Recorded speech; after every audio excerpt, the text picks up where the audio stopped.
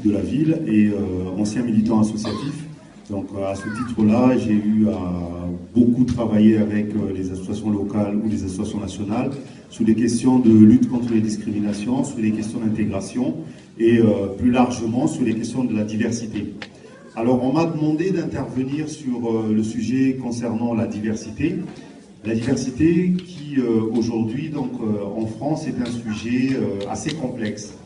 C'est un sujet très compliqué parce que si vous prenez 4 ou 5 personnes, vous leur dites diversité, ils ne sauront pas exactement vous dire qu'est-ce qu'on entend par diversité. Certains, pour eux, la diversité, c'est nous, ici dans la salle.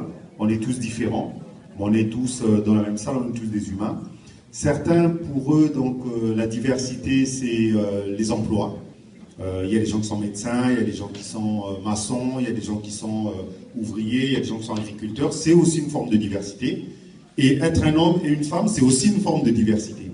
Donc la diversité, c'est vraiment quelque chose de complexe et c'est quelque chose qui vient se mélanger dans tout un environnement avec un autre débat, qui est le débat de l'intégration, qui est le débat de l'immigration et qui est le débat, je dirais, de l'insertion des personnes d'origine étrangère en France.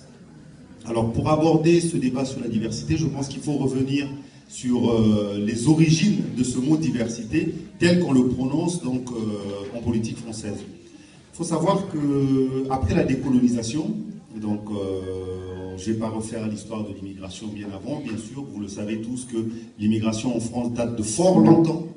Fort longtemps, donc il y a eu plusieurs vagues migratoires, il y a eu donc des personnes qui sont venues d'Europe de l'Est, des Polonais, il y a eu des Espagnols, il y a eu ici donc des Européens à côté de la France qui sont venus s'installer en France. Moi je parlerai plutôt de l'immigration qui concerne après la décolonisation, parce que c'est celle-là qui est concernée par le sujet de la diversité.